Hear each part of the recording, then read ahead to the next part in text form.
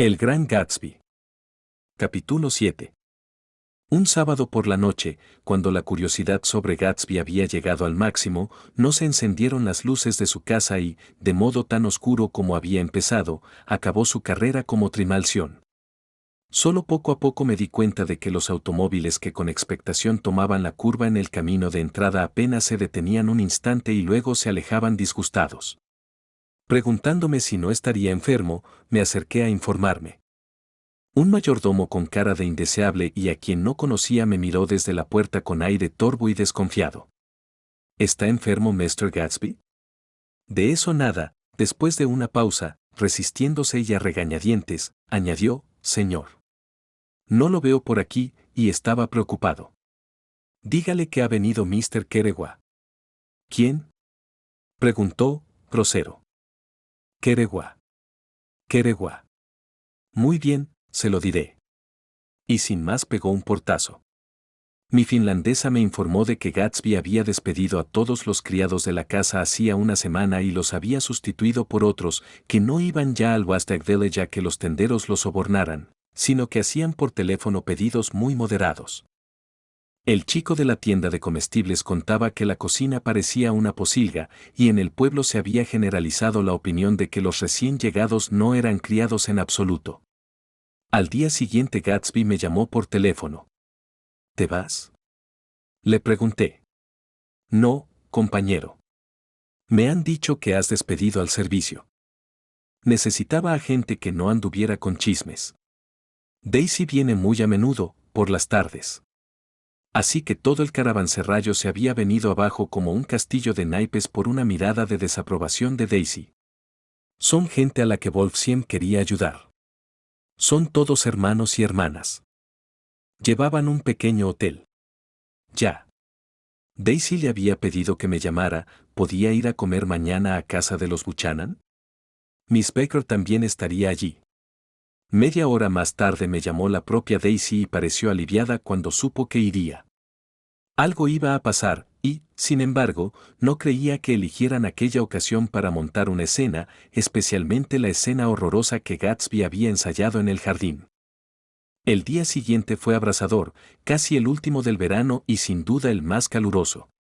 Cuando mi tren emergió del túnel, a la luz del sol, solo la cálida sirena de la National Biscuit Company rompía el silencio hirviente del mediodía. Los asientos del tren se acercaban al punto de ignición, la mujer de al lado manchaba delicadamente de sudor su blusa blanca y luego, cuando el periódico se humedeció al tacto de sus dedos, se abandonó al calor insoportable con desesperación y un quejido desolado. El bolso se le cayó al suelo. Dios mío. Suspiró. Lo recogí con una inclinación cansada y se lo devolví, sujetándolo por una esquina, por la punta y alargando el brazo, para dejar claro que mi gesto no escondía segundas intenciones, pero todos los que estaban cerca, incluida la mujer, sospecharon de mí lo mismo. ¡Qué calor!, decía el revisor ante las caras que le resultaban conocidas. ¡Qué tiempo! ¡Qué calor, qué calor! ¿Les parece poco? ¿No tienen calor? Me devolvió el bono del tren con una mancha oscura que había dejado su mano. ¿Cómo podía importarle a nadie, con semejante calor, que labios febriles besaba, o que cabeza le humedecía el bolsillo del pijama, sobre el corazón? Pero en el vestíbulo de la casa de los Buchanan soplaba una brisa suave, que llevó el sonido del teléfono hasta la puerta, donde esperábamos Gatsby y yo. El cadáver del señor. Rugió el mayordomo al aparato. Lo lamento, señora, pero no se lo podemos entregar. Está demasiado caliente para tocarlo en pleno mediodía. Lo que de verdad dijo fue, sí. Sí. Voy a ver. Colgó y se acercó a nosotros, brillando de sudor, para coger nuestros sombreros de paja. Madame les espera en el salón. Gritó y, sin necesidad, nos señaló el camino. Con aquel calor cada gesto superfluo era una ofensa contra las normales reservas de vida. La habitación, a la sombra de los toldos, era oscura y fresca. Daisy y Jordan estaban echadas en un sofá enorme, como ídolos de plata que con su peso sujetaran sus vestidos blancos frente a la brisa cantarina de los ventiladores. No podemos movernos, dijeron al unísono. Los dedos de Jordan, con polvos blanqueadores sobre el bronceado, descansaron un momento en los míos. ¿Y Mr. Tom Buchanan, el atleta? Pregunté. Simultáneamente oí la voz de Tom, malhumorada, apagada, ronca, en el teléfono del vestíbulo. Gatsby, de pie en el centro de la alfombra carmesí, miraba todo con ojos fascinados. Daisy, observándolo, se rió, con su risa dulce y excitante, una ráfaga mínima de polvos rosa se alzó de su pecho. Corre el rumor, murmuró Jordan, de que la que está al teléfono es la chica de Tom. Guardamos silencio. La voz del vestíbulo se elevó irritada. Muy bien, entonces. No le vendo el coche, de ninguna forma. No tengo ningún compromiso con usted. Y no tolero, de ninguna forma, que me moleste a la hora de comer. Tiene tapado el micrófono del teléfono, dijo Daisy cínicamente. No, le aseguré. Está negociando de verdad. Conozco el asunto. Tom abrió de golpe la puerta, la bloqueó unos segundos con su cuerpo abundante y entró atropelladamente en la habitación. Mr. Gatsby. Le tendió la mano, ancha y abierta, con fastidio bien disimulado. Me alegro de verlo. Meg, prepáranos algo frío para beber, ordenó Daisy. Se levantó cuando Tom salió de la habitación, se acercó a Gatsby, le hizo inclinar la cabeza y lo besó en la boca. Sabes que te quiero, murmuró. Olvidas que hay una señora presente, dijo Jordan. Daisy miró a su alrededor, dubitativa. Besa tú a Meg. Qué chica tan grosera y tan vulgar. No me importa. Gritó Daisy y se puso a bailotear sobre los ladrillos de la chimenea. Luego se acordó del calor y se sentó en el sofá con aire de culpa en el instante en que una niñera muy limpia y recién planchada entró en la habitación con una niña. Bendita preciosidad. Tarareó Daisy, tendiéndole los brazos. Ven con tu madre que te adora. La niña, libre de la niñera, atravesó corriendo la habitación y se cogió tímidamente del vestido de su madre.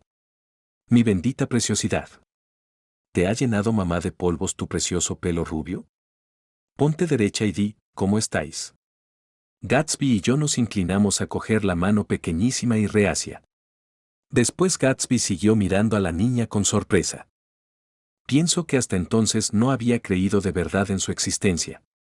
Me he vestido para la comida, dijo la niña, volviéndose hacia Daisy con impaciencia. Porque tu madre quería presumir de ti. La cara de Daisy se acercó a la única arruga del pequeño cuello blanco. Eres un sueño muy pequeño. Sí, admitió la niña, tranquila. También la tía Jordan lleva un vestido blanco. ¿Qué te parecen los amigos de mamá? Daisy le dio la vuelta para que mirara a Gatsby. ¿Crees que son guapos? ¿Dónde está papá? No se parece a su padre, explicó Daisy. Se parece a mí. Tiene mi pelo y la forma de mi cara. Daisy se retrepó en el sofá. La niñera dio un paso y tendió la mano hacia la niña. Vamos, Pami. Adiós, tesoro. Volviéndose a mirar, la niña, reacia, muy bien educada, cogió la mano de la niñera, que se la llevó, en el momento en que Tom volvía con 4 ginebras con soda y zumo de lima que tintineaban llenas de hielo. Gatsby cogió su vaso. Parecen fríos de verdad, dijo, visiblemente tenso. Dimos tragos largos y ávidos. He leído no sé dónde que el sol se calienta más cada año, dijo Tom, muy simpático. Parece que muy pronto la tierra caerá en el sol, esperad un momento, no, es exactamente al revés, el sol se enfría más cada año. Venga, le sugirió a Gatsby.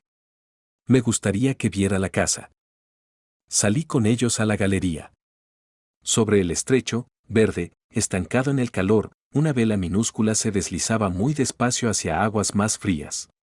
Los ojos de Gatsby la siguieron un momento, levantó la mano y señaló la otra orilla de la bahía. Vivo exactamente enfrente de su casa. Ya.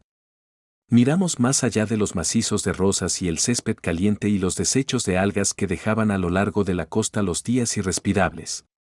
Las alas del barco se movían despacio contra el límite frío y azul del cielo.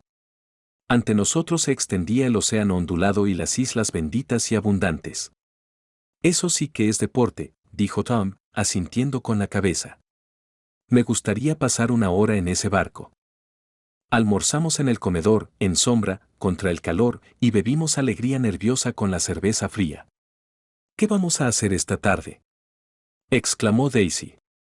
¿Y mañana, y en los próximos 30 años? No seas morbosa, dijo Jordan. La vida vuelve a empezar cuando refresca en otoño. Pero hace tanto calor, insistió Daisy, al borde de las lágrimas, y es todo tan confuso. Vámonos a la ciudad. Su voz luchaba y se estrellaba contra el calor, dándole forma a la falta de sentido de aquel clima.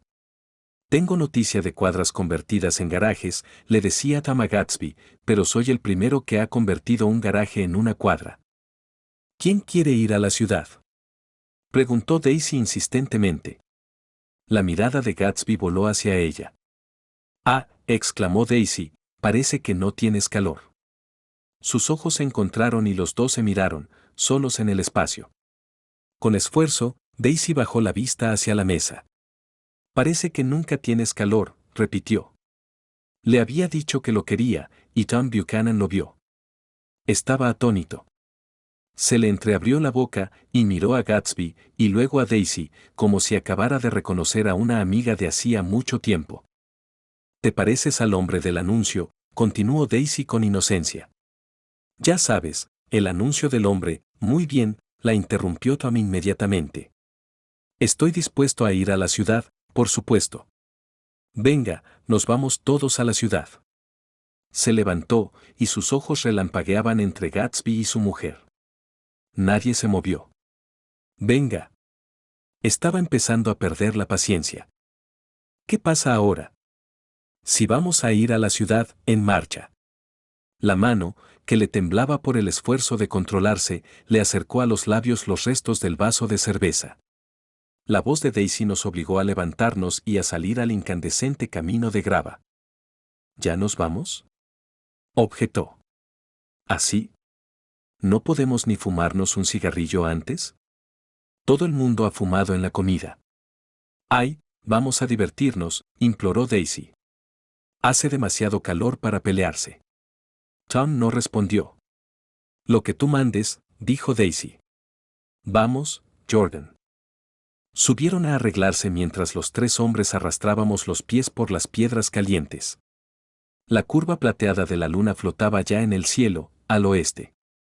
Gatsby fue a hablar y cambió de idea, pero no antes de que Tom se volviera a mirarlo, expectante. ¿Tiene aquí las cuadras?, preguntó Gatsby, haciendo un esfuerzo. A unos 400 metros carretera abajo. Ah. Pausa. No entiendo la idea de ir a la ciudad, saltó, feroz, Tom. Las mujeres tienen unas ocurrencias, ¿nos llevamos algo para beber?, preguntó Daisy desde una ventana de la planta de arriba. Voy a coger whisky, respondió Tom. Entró en la casa. Gatsby se volvió hacia mí, rígido. No puedo hablar en casa del marido, compañero. Daisy tiene una voz indiscreta, señalé. Está llena de, dudé. Es una voz llena de dinero, dijo Gatsby de repente. Así era. No lo había entendido hasta entonces. Llena de dinero, ese era el encanto inagotable que subía y bajaba en aquella voz, su tintineo, su canción de címbalos y campanillas. En la cumbre de un palacio blanco la hija del rey, la chica de oro. Tom salió de la casa con una botella envuelta en una toalla, seguido de Daisy y Jordan, que se habían puesto unos sombreritos de un tejido metálico y llevaban en el brazo unas capas ligeras. ¿Vamos todos en mi coche?, sugirió Gatsby. Palpó el asiento de piel verde, muy caliente. Debería haberlo dejado a la sombra. ¿El cambio de marchas es normal?, preguntó Tom. Sí. Entonces coja mi coupé y déjeme que conduzca su coche hasta la ciudad. A Gatsby no le gustó la sugerencia. Creo que no tiene suficiente gasolina. Hay de sobra, dijo Tom, impetuoso. Miró el indicador. Y si se acaba, puedo parar en un drugstore. Hoy día puedes comprar cualquier cosa en un drugstore. Un silencio siguió a esta observación, aparentemente sin segundas intenciones.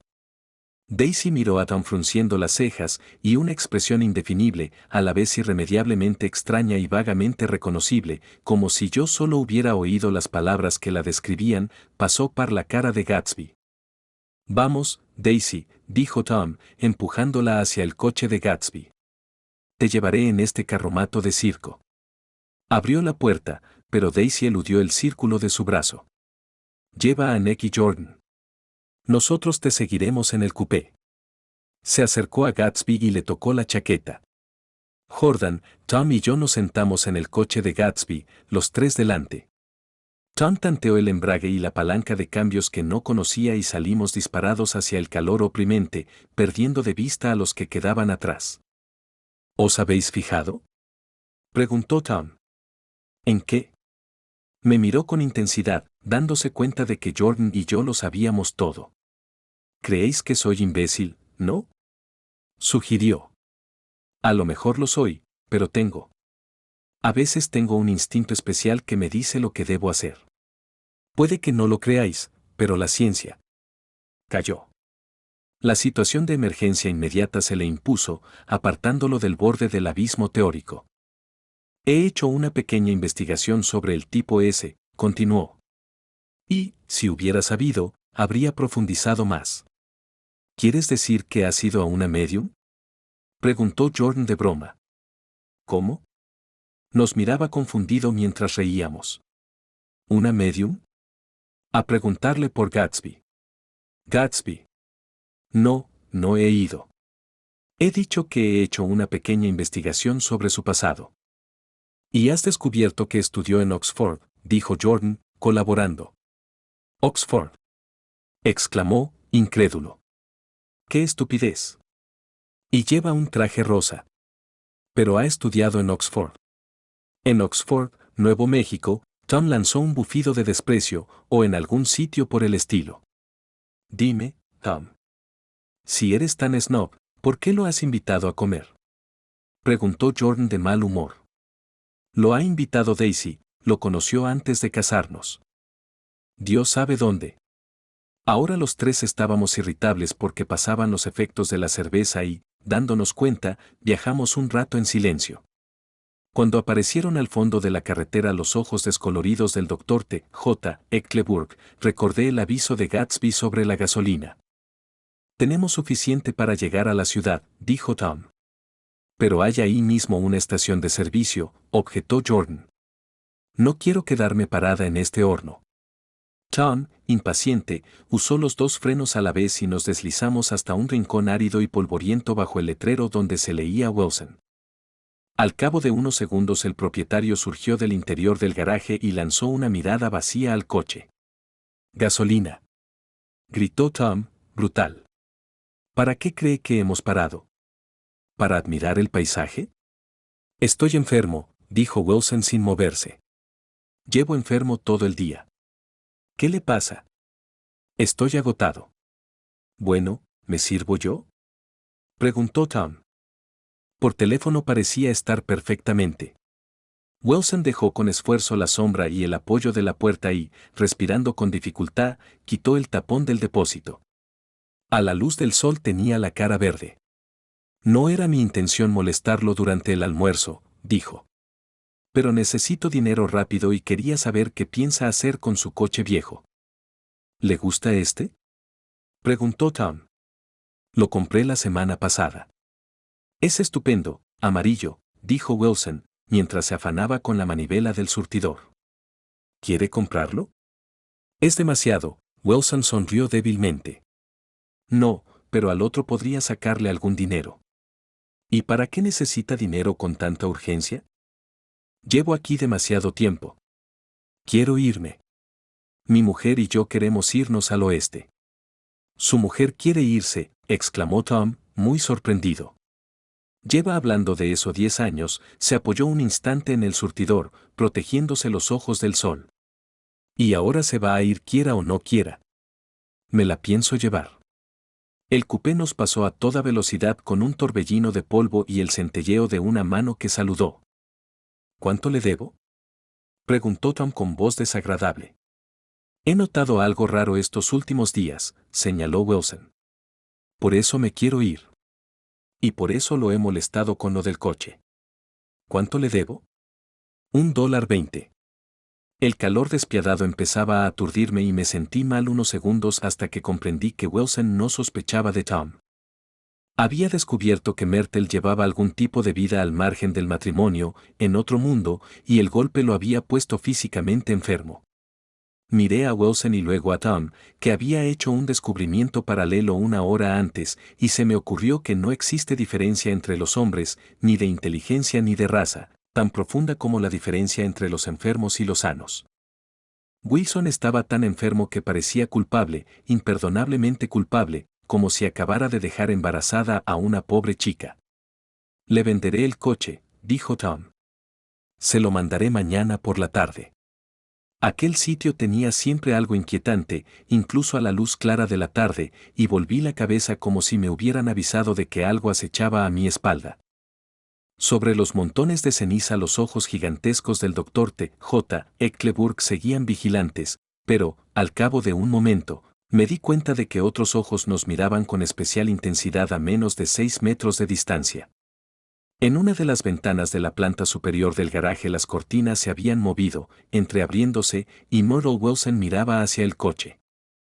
Estaba tan absorta que no era consciente de que la observaban, y una emoción tras otra aparecían en su cara como objetos en una foto que se va revelando despacio. Su expresión era curiosamente familiar, era una expresión que yo había visto muchas veces en caras de mujeres, pero que en la cara de Myrtle parecía gratuita e inexplicable hasta que descubrí que sus ojos, de par en par por el terror de los celos, no se clavaban en Tom, sino en Jordan Baker, a la que había tomado por su mujer. No hay confusión parecida a la confusión de una mente simple y, mientras nos alejábamos, Tom sentía los latigazos del pánico. Su mujer y su amante, hasta hacía una hora seguras y sin mancha, escapaban precipitadamente de su control. El instinto lo llevaba a pisar el acelerador con el doble propósito de adelantar a Daisy y dejar atrás a Wilson, y corrimos hacia Story a 80 km/h hasta que, entre los pilares como patas de araña del tren elevado, vimos el coupé azul que circulaba sin prisa. Los cines grandes de la calle 50 están refrigerados, sugirió Jordan. Me encanta Nueva York en las tardes de verano cuando no hay nadie. Tienen algo muy sensual, como de fruta madura, como si fueran a caernos en las manos todo tipo de frutas exóticas. La palabra, sensual, tuvo el efecto de inquietar aún más a Tom, pero antes de que pudiera inventar una protesta el coupé se detuvo, y Daisy nos indicó que paráramos a su lado. ¿A dónde vamos?, gritó. ¿Nos metemos en un cine? Hace demasiado calor, se quejó Daisy. Metaos vosotros. Nosotros daremos una vuelta y luego os veremos. Con un esfuerzo su ingenio levantó ligeramente el vuelo. Nos encontraremos en cualquier esquina. Yo seré el hombre que esté fumando 2 cigarrillos. Aquí no podemos hablarlo, dijo Tom con impaciencia, y en ese momento, detrás de nosotros, un camión pitó irritado. Seguíme hasta la zona sur de Central Park, frente al plaza. Varias veces Tom se volvió a mirar su coche, y cuando el tráfico los obligaba a rezagarse disminuía la velocidad hasta que volvía a verlos. Creo que temía que tomaran una calle lateral y salieran de su vida para siempre. Pero no lo hicieron. Y todos acabamos dando un paso mucho menos explicable, alquilamos el salón de una suite en el Hotel Plaza. Se me ha olvidado la larga y tumultuosa discusión que acabó reuniéndonos en aquella habitación, aunque conservo un recuerdo físico y claro de que, en el curso del debate, los calzoncillos insistían en trepar por mis piernas como una serpiente y de que gotas frías de sudor me corrían intermitentemente por la espalda. La idea nació de la sugerencia de Daisy de que alquiláramos 5 cuartos de baño y tomáramos baños fríos, y luego asumió la forma más tangible de buscar un sitio donde bebernos un julepe de menta. Todos repetimos y repetimos que era un disparate, y todos hablamos a la vez con un conserje perplejo y pensamos, o fingimos pensar, que éramos muy divertidos. En la habitación, muy amplia, hacía un calor agobiante y, aunque eran ya las 4, al abrir las ventanas apenas si entró el soplo caliente de los árboles del parque. Daisy se acercó al espejo y, dándonos la espalda, se arregló el pelo. Es una suite muy chic, murmuró Jordan muy seria, y todos nos reímos. Abrid otra ventana, ordenó Daisy, sin volverse. No hay más. Muy bien, entonces pediremos por teléfono un hacha. Lo que hay que hacer es olvidar el calor, dijo Tom impaciente. Lo multiplicáis por 10 protestando. Desenvolvió de la toalla la botella de whisky y la puso en la mesa. ¿Por qué no deja en paz a Daisy, compañero? Es usted el que quería venir a la ciudad. Hubo un momento de silencio. La guía de teléfono se desprendió del clavo y se estrelló contra el suelo, y Jordan murmuró, perdónenme, pero esta vez no se rió nadie. Voy a cogerla, me ofrecí. Ya le he cogido. Gatsby examinó el cordel roto, soltó un interrogativo y la dejó en una silla. Esa es una de sus grandes expresiones, ¿no? Dijo Tom, cortante. ¿Cuál? Eso de, compañero. ¿De dónde la ha sacado? Préstame atención, Tom, dijo Daisy, dejando de mirarse al espejo, si vas a hacer alusiones personales no me quedaré aquí ni un minuto. Llama y pide hielo para el julepe de menta. Cuando Tom levantó el auricular el calor comprimido estalló en sonidos y oímos los acordes portentosos de la marcha nupcial de Mendelssohn, procedentes de la planta de abajo, del salón de baile. Imaginaos casarse con este calor, dijo Jordan con tono sombrío. Calla, que yo me casé en pleno mes de junio, recordó Daisy. Louisville en junio. Uno se desmayó. ¿Quién se desmayó, Tom? Bilaxi, respondió, seco. Uno que se llamaba Bilaxi, Bilaxi, fabricante de cajas, esto es auténtico, y era de Bilaxi, en Tennessee. Lo llevaron a mi casa, dijo Jordan, porque vivíamos a 2 pasos de la iglesia. Y se quedó 3 semanas, hasta que papá le dijo que se fuera. Al día siguiente papá murió, al cabo de unos segundos añadió. No hay relación entre las dos cosas. Yo conocía a un tal Bill Biloxi, de Memphis, señalé. Era su primo. Me contó toda la historia de la familia antes de irse. Me regaló un pater de aluminio que uso todavía. La música se había extinguido cuando empezó la ceremonia y en aquel momento nos llegó por la ventana una larga ovación, seguida por gritos intermitentes de sí, sí, sí, y, por fin, una explosión de jazz que marcó el comienzo del baile. Nos estamos haciendo viejos, dijo Daisy. Si fuéramos jóvenes, nos levantaríamos y nos pondríamos a bailar. Acuérdate de Bilaxi, la previno Jordan. ¿Dónde lo conociste, Tom? ¿Bilaxi? Hizo un esfuerzo para concentrarse. Yo no lo conocía. Era amigo de Daisy. No, dijo Daisy. Yo no lo había visto en mi vida. Llegó en uno de los vagones alquilados. Bueno, él dijo que te conocía. Decía que se había criado en Louisville. Esa Bird nos lo trajo a última hora y preguntó si teníamos sitio para él. Jordan sonrió. Probablemente quería volver a casa de gorra. Me dijo que era presidente de vuestro curso en Yale. Tom y yo nos miramos sin entender. ¿Bilaxi? En primer lugar, no teníamos presidente. El pie de Gatsby golpeaba rítmicamente el suelo, nervioso, y Tom lo miró de repente. Por cierto, Mr. Gatsby, tengo entendido que es usted antiguo alumno de Oxford. No exactamente. Sí, tengo entendido que fue a Oxford. Sí, fui a Oxford. Pausa. Y luego la voz de Tom, incrédula e insultante. Debió de ser por la misma época en que Bilaxi fue a New Haven. Otra pausa. Un camarero llamó a la puerta con menta y hielo picados, pero ni su gracias, ni la puerta que se cerró suavemente rompieron el silencio. Aquel detalle extraordinario iba a aclararse por fin. Ya le he dicho que estuve en Oxford. Lo he oído, pero me gustaría saber cuándo. Fue en 1919. Solo estuve 5 meses. Por eso no puedo considerarme antiguo alumno de Oxford. Tom echó un vistazo a su alrededor para ver si, como un espejo, reflejábamos su incredulidad. Pero nosotros mirábamos a Gatsby. Fue una oportunidad que se les dio a algunos oficiales después del armisticio, continuó. Podíamos ir a cualquier universidad de Inglaterra o Francia. Me dieron ganas de levantarme y darle una palmada en la espalda. Sentí uno de esos renacimientos de absoluta confianza en el que ya había experimentado otras veces. Daisy se levantó, sonriendo débilmente, y se acercó a la mesa. «Abre el whisky, Tom», ordenó. «Y te prepararé un julepe de menta. Luego no te sentirás tan estúpido. Dime cuánta menta te pongo». «Espera un segundo», la interrumpió Tom, violento. «Quiero hacerle a Mr. Gatsby una pregunta más». «Adelante», dijo Gatsby, muy correcto. «¿Qué tipo de conflicto está usted intentando provocar en mi casa?»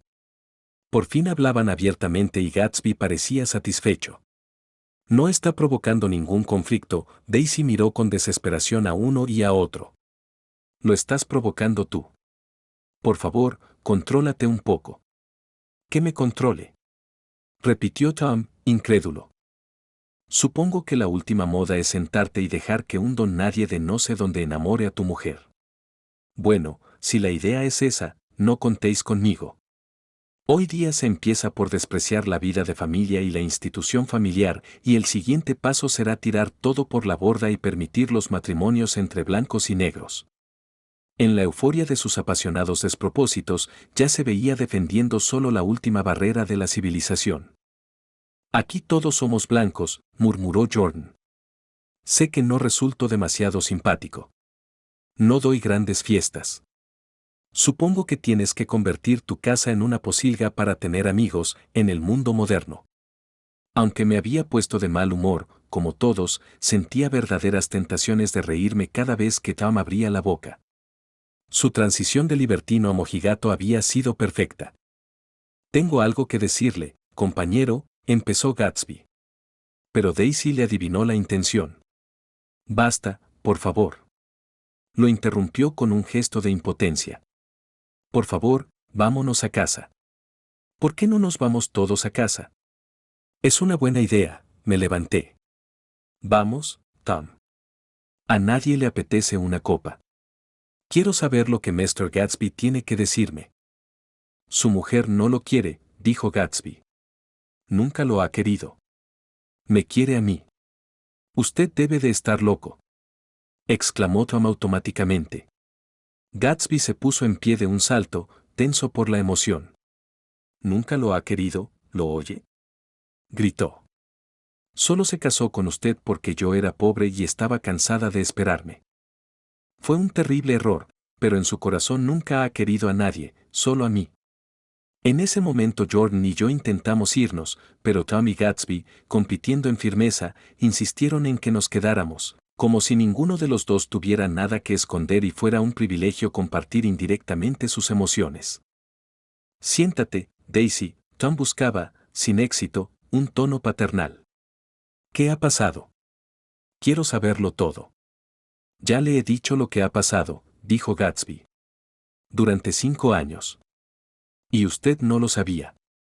Tom, cortante, se volvió hacia Gatsby. «¿Llevas 5 años viendo a este tipo?». «Viendo, no», dijo Gatsby. «No, no podíamos. Pero nos hemos querido durante todo ese tiempo, compañero, y usted no lo sabía». A veces me reía, pero no había risa en sus ojos, al pensar que usted no lo sabía. «Ah, eso es todo». Tom unió sus dedos gordos como un sacerdote y se retrepó en el sillón. «¿Está usted loco?», estalló. «No puedo hablar de lo que pasó hace 5 años, porque entonces yo no conocía a Daisy. Pero que me condene si entiendo cómo pudo usted acercarse a menos de 1 kilómetro de Daisy a no ser que llevara a los ultramarinos a la puerta de servicio. Todo lo demás es una maldita mentira. Daisy me quería cuando se casó conmigo y me sigue queriendo». «No», dijo Gatsby, moviendo la cabeza. «Me quiere, a pesar de todo. El problema es que a veces se le meten en la cabeza tonterías y no sabe lo que hace», Tom asintió como un sabio. «Y, lo que es más, yo también quiero a Daisy. De vez en cuando me pego una juerga y me porto como un idiota, pero vuelvo siempre y, en lo más profundo de mi corazón, nunca he dejado de quererla». «Eres repugnante», dijo Daisy. Se volvió hacia mí, y su voz, descendiendo una octava, llenó la habitación de emoción y desprecio. «¿No sabes por qué nos fuimos de Chicago?». Me asombra que no te hayan contado la historia de esa juerga. Gatsby dio unos pasos y se puso a su lado. Daisy, todo eso ha terminado, dijo con pasión. Ya no importa. Dile la verdad, que nunca lo has querido, y todo habrá acabado para siempre. Daisy lo miró sin verlo. Pero ¿cómo habría podido quererlo? Nunca lo has querido. Daisy dudó. Nos miró a Jordan y a mí como suplicando, como si por fin se diera cuenta de lo que estaba haciendo, y como si nunca, durante todo aquel tiempo, hubiera tenido la menor intención de hacer nada. Pero ya estaba hecho. Era demasiado tarde. Nunca lo he querido, dijo con evidente reticencia. ¿Ni siquiera en Kapi'olani? Preguntó Tom de repente. No. Del salón de baile, entre oleadas de aire caliente, nos llegaban acordes apagados y sofocantes. Ni el día que te llevé en brazos desde el punch bowl para que no se te mojaran los zapatos, Daisy. Había una ternura ronca en su tono. Por favor, basta, la voz sonó fría, pero el rencor había desaparecido. Miró a Gatsby. Ya ves, dijo, pero le temblaba la mano cuando intentó encender un cigarrillo. De pronto tiró el cigarrillo y la cerilla encendida a la alfombra. Pides demasiado. Le gritó a Gatsby. ¿Te quiero, no es suficiente? No puedo borrar el pasado, empezó a sollozar sin poder contenerse. Lo he querido, pero también te quería a ti. Los ojos de Gatsby se abrieron y se cerraron. ¿También me querías a mí? Repitió. Incluso eso es mentira, dijo Tom despiadadamente. Ni siquiera sabía si usted seguía vivo. Hay cosas entre Daisy y yo que usted no conocerá jamás, cosas que ninguno de los dos olvidará nunca. Las palabras parecían morder en el cuerpo de Gatsby. Quiero hablar a solas con Daisy, insistió. Ahora está demasiado alterada. Ni siquiera a solas puedo decir que nunca he querido a Tom, admitió Daisy con la voz quebrada. No sería verdad. Por supuesto que no, convino Tom. Daisy se volvió hacia su marido. Como si eso te importara, dijo. Por supuesto que me importa. Voy a cuidar mejor de ti de ahora en adelante. No ha comprendido usted, dijo Gatsby con una sombra de pánico. No volverá a cuidar de ella. No. Tom abrió los ojos de par en par y se echó a reír. Ya no tenía problemas para controlarse. ¿Y eso por qué? Daisy va a dejarlo. Tonterías. Pues es verdad, dijo ella con evidente esfuerzo. Ella no va a dejarme. Las palabras de Tom cayeron súbitamente sobre Gatsby. Y, desde luego, no por un vulgar estafador que tendría que robar el anillo que le pusiera en el dedo. Esto es insoportable. Gritó Daisy. Vámonos, por favor. Porque ¿quién es usted a fin de cuentas? Remató Tom. Uno de la pandilla que rodea a Maer Woolsham, por lo que he podido saber. He investigado un poco en sus asuntos, y mañana seguiré. Puede hacer al respecto lo que crea conveniente, compañero, dijo Gatsby con serenidad. He descubierto lo que eran sus drugstores, se dirigió a nosotros, hablando muy rápido. Él y ese Wolfsheim compraron un montón de drugstores en callejuelas de aquí y de Chicago y se dedicaron a vender licor de contrabando. Ese es uno de sus trucos. Me pareció un contrabandista de alcohol la primera vez que lo vi, y no me equivoqué demasiado. ¿Y qué? Dijo Gatsby con mucha corrección. Creo que a su amigo Walter Chess el orgullo no le impidió participar en el negocio. Y usted lo dejó en la estacada, ¿no? Dejó que pasara un mes en la cárcel de Nueva Jersey. Santo Dios. Tendría que oír lo que Walter dice de usted. Vino a nosotros sin un centavo. Se puso muy contento de llevarse algún dinero, compañero. No me llame compañero. Gritó Tom. Gatsby no dijo nada. Walter podría haberlos denunciado por el asunto de las apuestas, pero Wolfsheim le metió miedo para que cerrara la boca. La cara de Gatsby había recuperado esa expresión suya, extraña y, sin embargo, reconocible.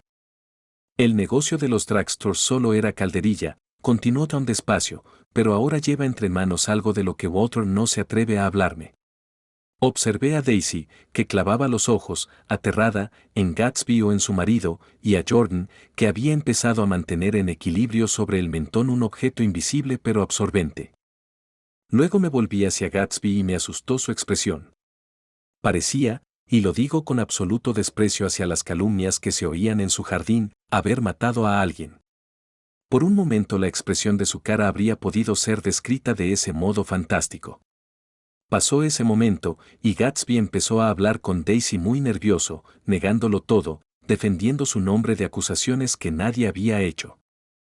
Pero a cada palabra ella iba refugiándose más en sí misma, y Gatsby se rindió, y solo el sueño muerto siguió su combate mientras la tarde se desvanecía, tratando de alcanzar lo que ya no era tangible, peleando sin fortuna y sin desesperar, buscando la voz perdida al fondo de la habitación. La voz volvió a suplicar que nos fuéramos. Por favor, Tom. No aguanto más. Sus ojos asustados decían que todo su valor y todos sus propósitos, hubieran sido los que hubieran sido, habían desaparecido definitivamente. Volved a casa los dos, Daisy, dijo Tom. En el coche de Mr. Gatsby.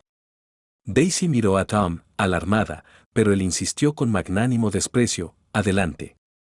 No te molestará. Creo que se ha dado cuenta de que su flirteo ridículo y presuntuoso se ha acabado. Se fueron, sin una palabra, excluidos, convertidos en algo insignificante, aislados, como fantasmas, al margen, incluso, de nuestra piedad. Unos minutos después Tom se levantó y empezó a envolver en la toalla la botella de whisky sin abrir. ¿Queréis un trago? ¿Jordan? Nick. No contesté. Nick. Me preguntó otra vez. ¿Qué? ¿Quieres? No. Acabo de acordarme de que hoy es mi cumpleaños. Cumplía 30. Ante mí se extendía el camino portentoso y amenazador de una nueva década. Eran las 7 cuando nos subimos en el coupé con Tom y salimos hacia Long Island. Tom no paraba de hablar y reír, exultante, pero su voz nos parecía tan remota a Jordan y a mí como el clamar de los extraños en las aceras o el estrépito del tren elevado sobre nuestras cabezas. La compasión tiene sus límites, y nos alegrábamos de que las trágicas discusiones ajenas quedaran atrás y se desvanecieran como las luces de la ciudad. 30 años, la promesa de una década de soledad, una lista menguante de solteros por conocer, una reserva menguante de entusiasmo, pelo menguante. Pero a mi lado estaba Jordan, que, a diferencia de Daisy, era demasiado lista para arrastrar de una época a otra sueños olvidados. Mientras atravesábamos el puente en penumbra su cara se apoyó pálida y perezosa en la hombrera de mi chaqueta y la presión tranquilizadora de su mano fue calmando el formidable golpe de los 30 años. Así seguimos el viaje hacia la muerte a través del atardecer, que empezaba a refrescar. Michalis, el joven griego que regentaba el café que había junto a los montones de cenizas, fue el principal testigo de la investigación. Se había dormido por el calor hasta después de las 5, luego había dado un paseo hasta el garaje y había encontrado a George Wilson, enfermo en su oficina, verdaderamente enfermo, pálido como su pelo descolorido, y tiritando, temblando. Michalis le aconsejó que se acostara, pero Wilson no quiso, diciendo que si lo hacía perdería mucho dinero. Mientras su vecino intentaba convencerlo, arriba estalló un violento alboroto. Tengo encerrada a mi mujer, explicó Wilson muy tranquilo. Va a estar ahí hasta pasado mañana. Y ese día nos vamos. Michalis se quedó asombrado, eran vecinos desde hacía 4 años, y nunca había creído a Wilson capaz de decir algo como lo que acababa de decir. Habitualmente era uno de esos hombres derrotados, cuando no trabajaba se quedaba sentado en una silla, a la entrada, y miraba a la gente y a los coches que pasaban por la carretera. Si alguien le hablaba, se reía siempre de un modo agradable y cándido. Era de su mujer, no de sí mismo.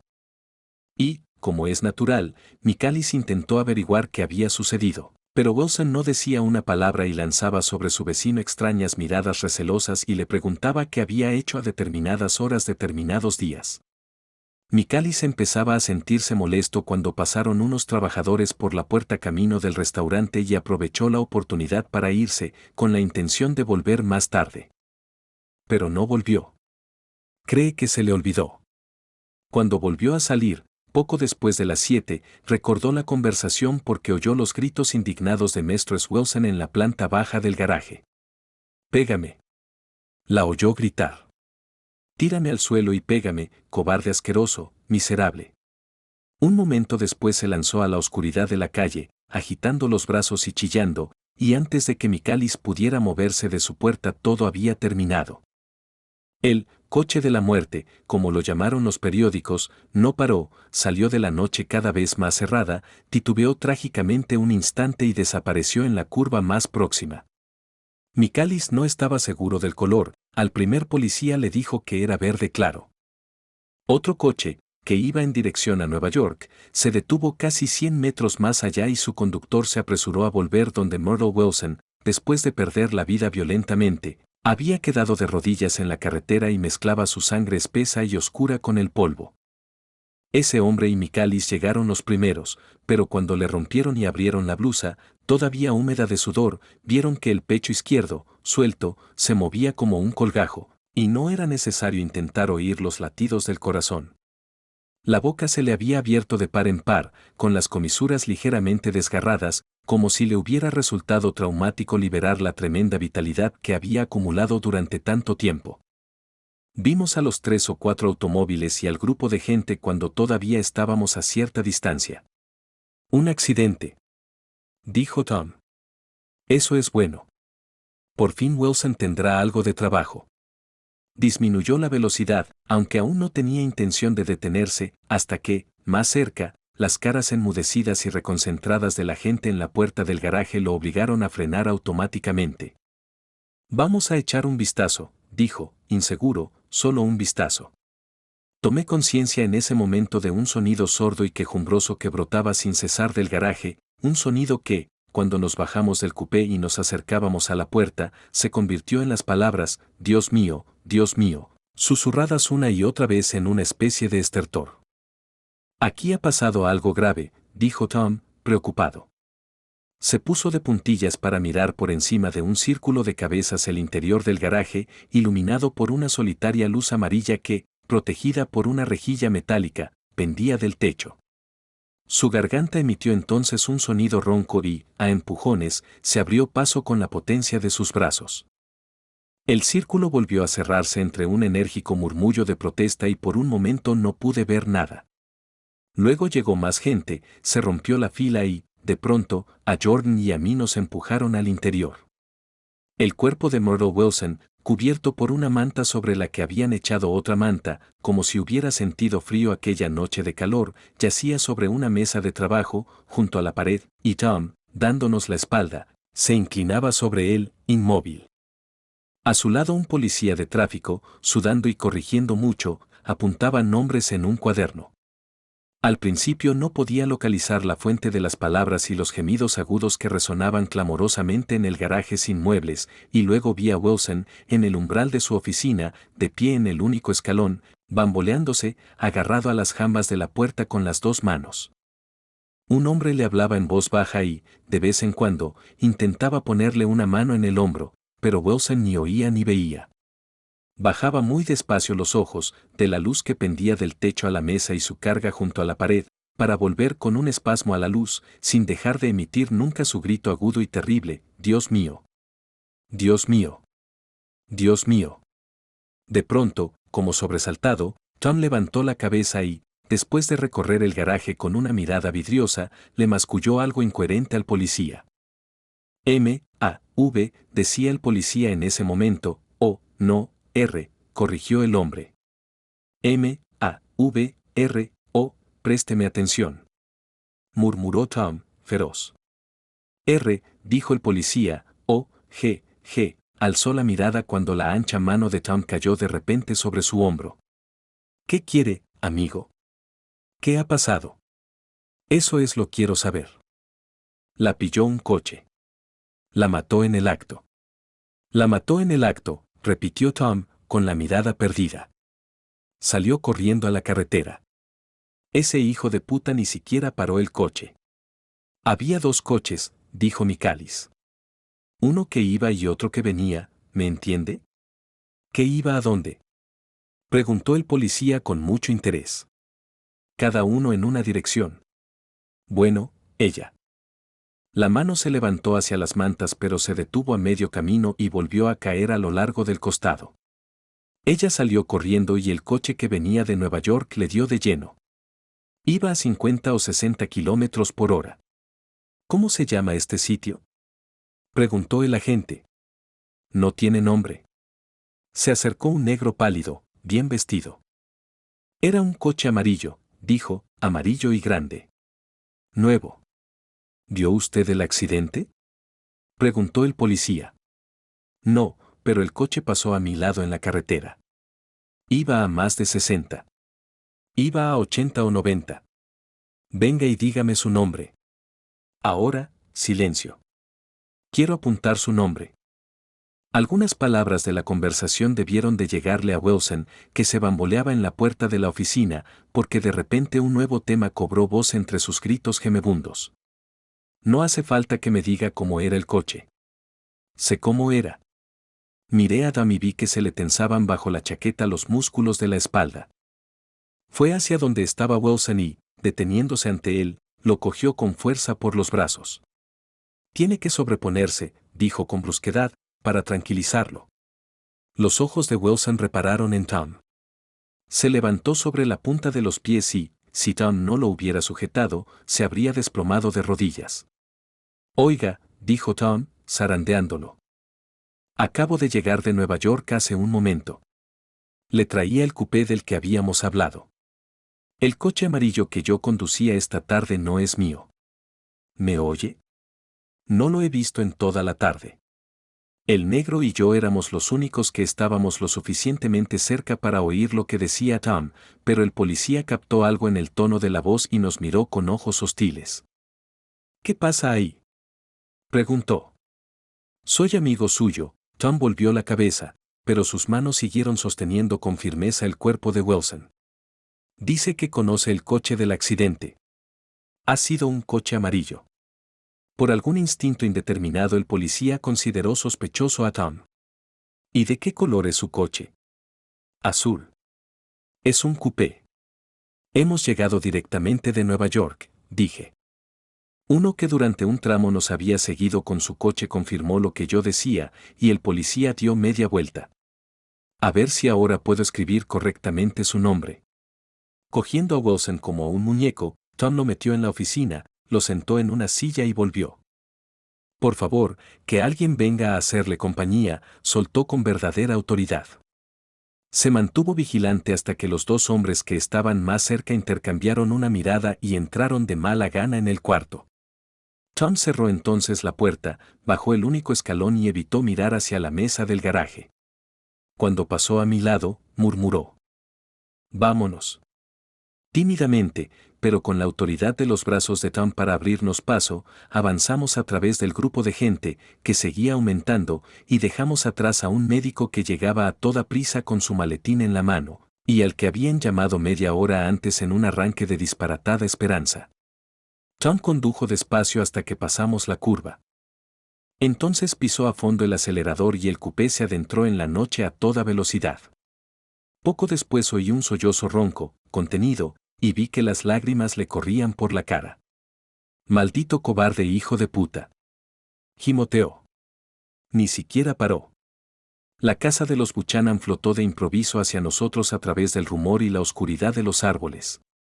Tom se detuvo ante el porche y miró a la segunda planta, donde dos ventanas se abrían iluminadas entre las enredaderas.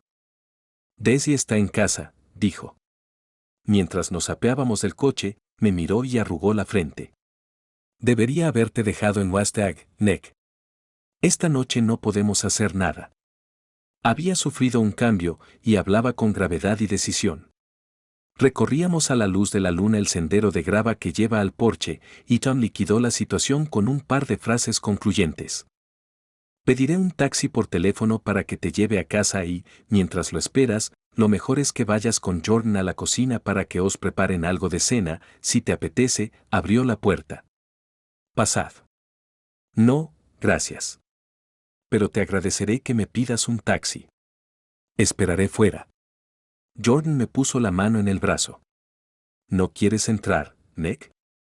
«No, gracias. Me sentía mal y quería estar solo. Pero Jordan insistió un poco más. Solo son las 9:30, dijo. Quedarme hubiera sido una maldición, un día entero en su compañía ya me parecía bastante, y aquello, inesperadamente, incluía también a Jordan, que debió de percibir algo de eso en mi expresión, porque dio media vuelta, subió corriendo las escaleras del porche y se metió en la casa. Me senté un rato con la cabeza entre las manos hasta que oí descolgar el teléfono y la voz del mayordomo que pedía un taxi. Entonces bajé despacio el paseo con la idea de esperar junto a la cancela. No había recorrido 20 metros cuando oí mi nombre y Gatsby salió de entre dos arbustos. Yo debía de estar muy descentrado en ese momento porque en lo único que podía pensar era en la luminosidad del traje rosa de Gatsby bajo la luna. ¿Qué haces?, pregunté. Solo estar aquí, compañero. Me pareció una ocupación despreciable, no sé por qué. Por lo que yo sabía, podía desvalijar la casa en cualquier instante, no me hubiera sorprendido ver las caras siniestras de la pandilla de Wolfsheim detrás de él en la oscuridad de los matorrales. ¿Habéis visto algo en la carretera?, preguntó al cabo de unos segundos. Sí. ¿Ha muerto? Sí. Eso me pareció, y se lo dije a Daisy. Era mejor que recibiera la impresión de golpe. Lo soportó muy bien. Hablaba como si la reacción de Daisy fuera lo único importante. Fui a Wastag por una carretera secundaria, continuó, y dejé el coche en mi garaje. Creo que no nos vio nadie, pero, claro, no estoy seguro. Había llegado a resultarme tan desagradable que no consideré necesario decirle que se equivocaba. ¿Quién era la mujer?, preguntó. Se llamaba Wilson. Su marido es el dueño del garaje. ¿Cómo diablos ha sido? Intenté girar el volante, dejó de hablar y de repente adiviné la verdad. ¿Conducía Daisy? Sí, dijo al cabo de unos segundos, pero diré que fui yo, por supuesto. Ya sabes, cuando salimos de Nueva York estaba muy nerviosa y pensó que conducir la tranquilizaría. Y esa mujer apareció corriendo en el momento en que nos cruzábamos con un coche que venía en dirección contraria. Todo sucedió en un instante, pero creo que la mujer quería decirnos algo, que nos confundía con algún conocido.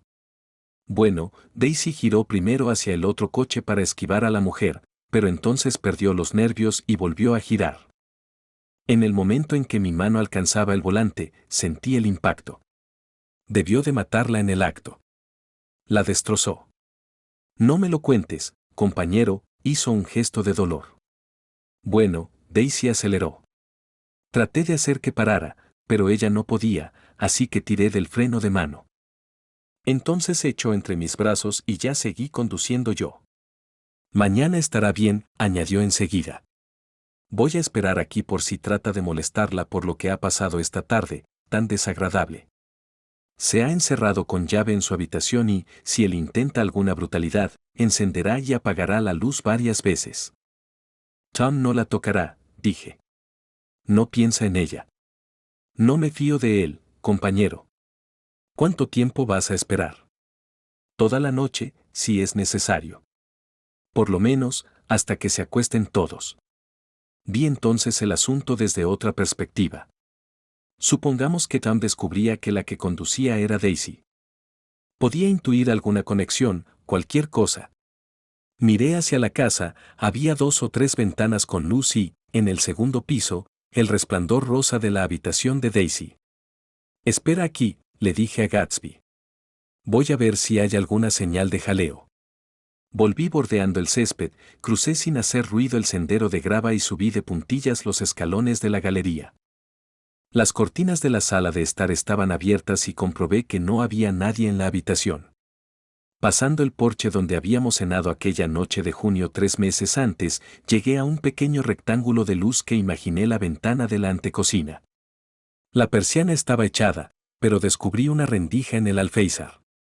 Daisy y Tom se sentaban a la mesa de la cocina, uno frente al otro, con un plato de pollo frío entre los dos y 2 botellas de cerveza. Él hablaba con absoluta concentración y, muy serio, apoyaba la mano en la mano de Daisy, cubriéndosela. De vez en cuando ella levantaba la vista, lo miraba y asentía con la cabeza. Estaban tristes, y no habían tocado ni el pollo ni la cerveza, pero no se sentían desdichados.